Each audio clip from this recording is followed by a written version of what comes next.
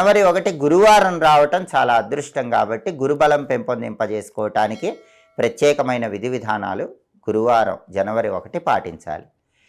జనవరి 1 అందరూ కూడా స్నానం చేసే నీళ్లలో కొద్దిగా పసుపు కలుపుకొని ఆ నీళ్లతో స్నానం చేయండి. దానివల్ల గురుబలం కలుగుతుంది.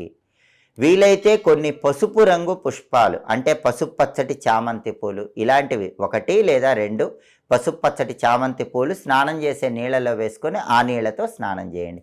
చిటికెడు పసుపు అలాగే పసుపు రంగులో ఉన్న పుష్పాలు నీళ్ళలో కలుపుకొని ఆ నీళ్ళతో స్నానం చేస్తే గురుబలం పెరుగుతుంది.